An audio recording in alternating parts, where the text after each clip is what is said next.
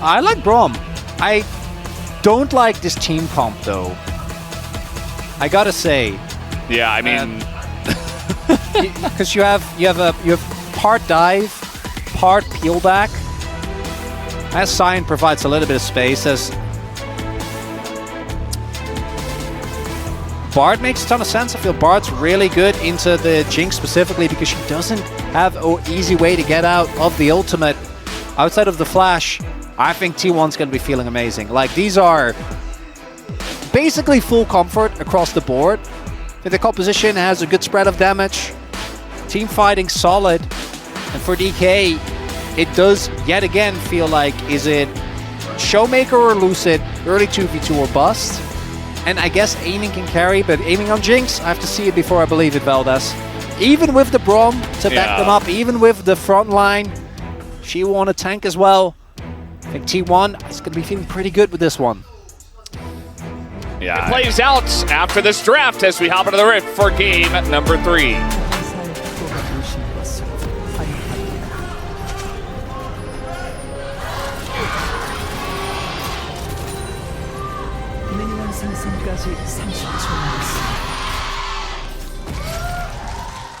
All right, off we go.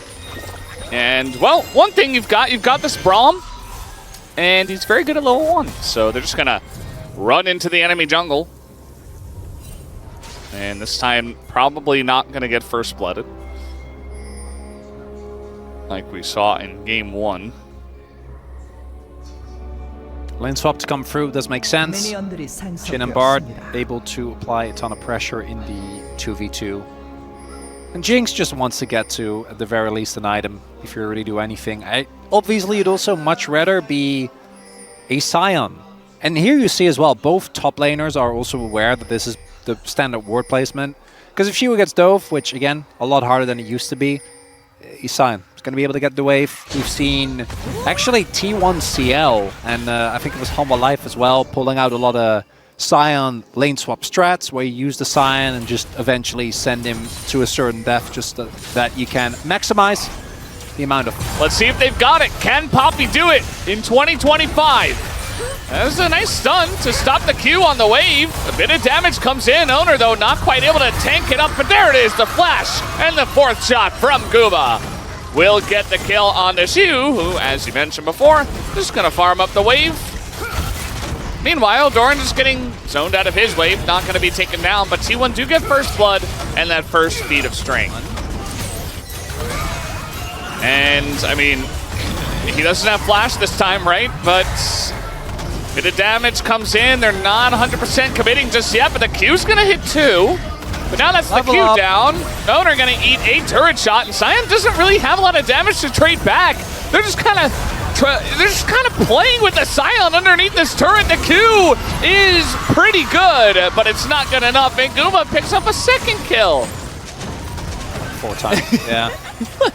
Like, Peanut always does that to the rookies. He's like, yep, gotta show them the way it goes here in the LCK. The other cost of this is that Owner is severely under-leveled. He's about half a level down on Lucid. So there could be an opportunity to make a play here for DK.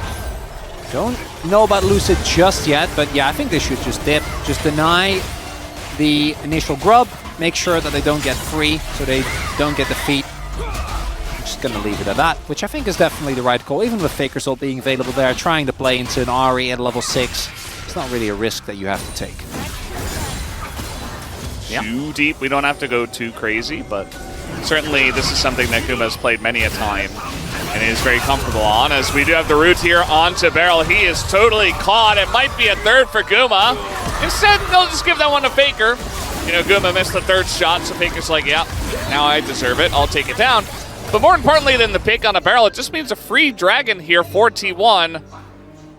And they're really stacking up some of these early wins for their team right now. Also takes... oh, that's good actually. Owner doesn't have smite, so if that splash damage could have actually realistically taken it, not going to be the case.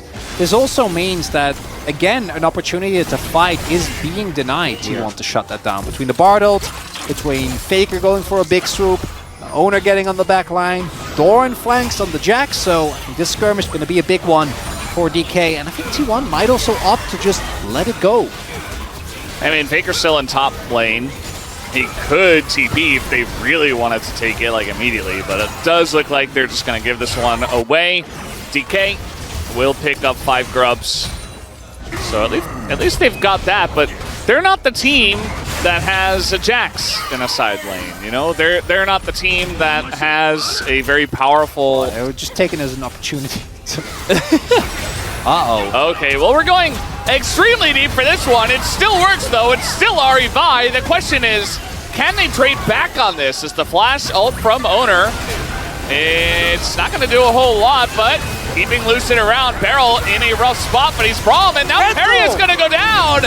And all of a sudden, DK begins to win this fight. Doran gets ulted by Shiu, who comes out of left field, essentially. And now they're going to get the first turret.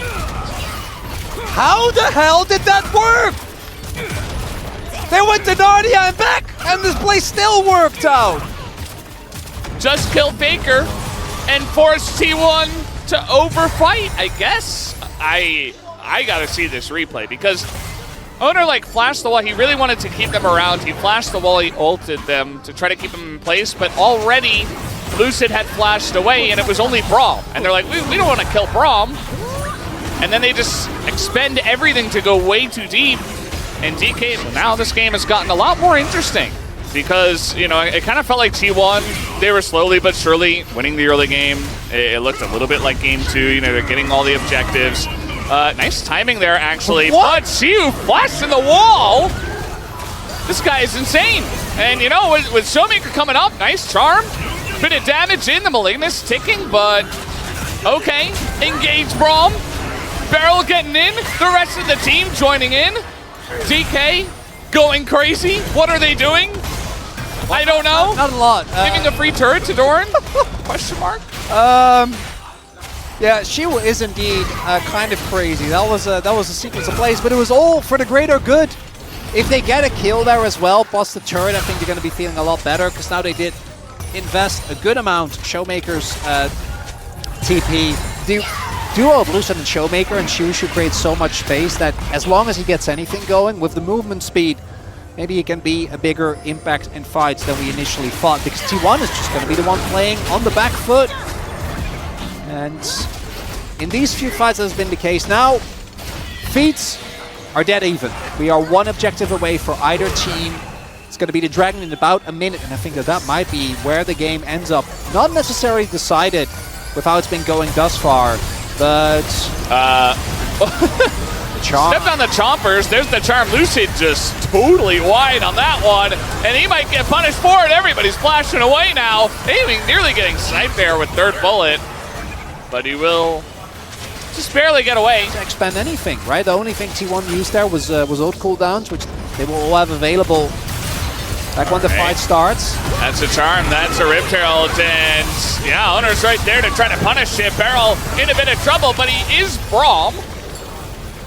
And now Lucid, ooh, if the Q hits, I mean, you got rockets flying, you press an R button, but Guma still has That's 2-0. his flash. Yeah, that's both Aiming's and Showmaker's ult now used. Oh, good charm, but yeah, T1 is taking control of this pit. And this does feel like DK, they can choose not to fight here. It's not soul, it's just soul point. But you're still going to be feeling horrible about it. Look at the vision that's being set up here by T1. I feel like you can just never approach her if you're DK. Entire jungle is lit up. Still might be able to gain entrance through the river, but they're going to have to get a crazy catch to make this work. The zoom in there on both the zap and the charm, not going to connect. What about Lucid? That's a Poppy. If you pick the right target, maybe? Yeah, and you got to hope that Owner's not ready. Are we just going to have Shiu run in? Is that what this is going to devolve into? I could see it. Go engage Shiu. Sums are available. Owner doesn't have his ultimate crucially, so keeping Lucid out of the pit might be hard. Thorn on the flank does get spotted. All right, let's see how it goes. Lucid looking for the flash. Can he get it? Yes, he will! Lucid picks it up. denies the dragon. Now they're turning on a Doran, and the counter-strike can only do so much. He gets extremely low, and the rocket gets the reset. Ingo's aiming, he is chasing them down. He's got a frontline, very nice ult here from FAKER, but it's not enough. It will just block the door, but Keria is not long for the world either. It is a massacre. T1 are just running away. They lose the dragon, they lose the feats of strength, and DK, they find all the angles. Everything goes wrong there, Valdez. If you get the dragon, you give up the kills. I think you say worth getting soul points, mountain. That's going to feel amazing against the upfront burst of this comp. Are they going to get Otacon as well? Oh my. They have 2 TPs. FAKER's up in 5, but I don't think he's going to be in time. They're going to get that as well. Yeah. And just like that, you were talking about the dragon being the game. Buff. Said before, you know, just get some resets, get a dive going. There's really not much that T1 can do to stop this. Maybe use the Bard ult to buy some time. I'm not sure, because DK are just begging T1 to step up to give any angle at all. And Barrel's just going to hold up the door. Lucid will get away and not expend his Otacon buff.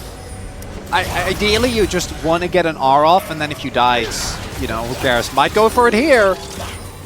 I don't know if he gets his R off, though, as, yeah, he's rooted in well, yeah, okay. There's the revive. In goes you. Very nice engage, actually, but the follow-up is non-existent. Bit of damage on Aguma, though. They got Guma, and that is the most important part, as everybody else just gonna maybe go down. Owner nearly burning. Not gonna happen, so they got Guma. As well, it looks like next. So. Leandre's Void should be, he's going to be the guy that's chewing through it. Looking for Guma here. He is going to be caught for now. Flashes the Poppy ult, just gets away from it entirely. Lucid, you can always rely on this guy, and down will go the T180 carry. Lucid, I just said we can rely on you. Please don't just immediately die. Okay, he's just dead. And Showmaker probably did as well. There you go, T1, a couple of big picks. And Baron is about to spawn. T1, smell a moment of weakness and go in. Just to pick on Guma was great. But DK found out. But how did he wasn't even in bot lane. He was running through the T1 jungle looking for the flank. The entire that's the only reason drifting. That's the only reason he was in that position at all. That's just, who does that? This guy is a madman. Okay, TP is forced. This is the moment, T1 looking for a collapse.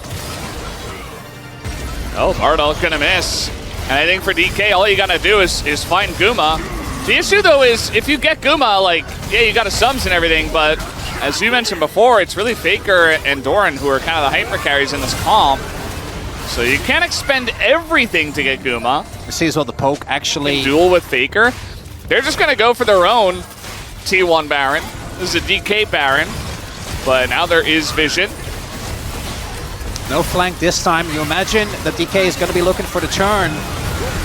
We'll see how it goes. Doran going very far forward into the Braum. As they get the lockdown there on a Doran, and that frontline owners just burst 100-0. That's Guma's doing some nice work, but there is the ult from FAKER. Gets it, but look at aiming. He's totally untouched the entire time. Aiming gets the resets. Guma is alone, and he is dead. And there you go, DK take a huge fight. They might look for the end. It's only Doran alive. There is a wave. I don't think that they can, but we'll see. Yeah, it looks like they are still contemplating as well. Chiu ended up going down in that extended fight as well. They, at the very least, will be able to get the inhib. We'll see if they're actually choosing to push on. Can also, and I think should back off, get that dragon. Looks like that's going to be the case here instead. Get the inhib, but what a fight win there. Control of these objectives like T1 do not. There's not a lot of good ways to get his flash. Really, Keria's got to like snipe him with his Bard ult. Otherwise, but it's got to be FAKER. But if he's Lucid just waiting, biding his time. T1, dare I say T1 Baron? Yeah, they're going to start it. I mean, they've got a lot of damage with the AZIR especially. They've got Jhin very safe positioning here. DPSing literally with his ult. Beryl is though here in the front line, and there goes the Jax, And the smite is early from Owner. It's desperation for T1. Down goes the Jax. Will T1 get away? Oh, the charm hits Faker. The max range. Did they go too deep, though, is the question. There's the GA, though, for the Vi. I think it's enough here for DK. They get a couple of kills. They getting excited. Jinx. And they want this game. They want this series right here, right now. No one saw it but Atlas, but we are on the verge of a DK win. Oh, Beryl. The engaged Braum. The flash to Q. Guma doesn't even flash or cleanse, but I don't think it matters. The memes aside, it looks like DK, they should be able to take it down. Guma can't clear the waves, especially not on Jhin. Keria, they take down the Vi, and that is all they will get as D plus Kia takes the 2-1 victory over T1 tonight. And they get another win here for Group Elder.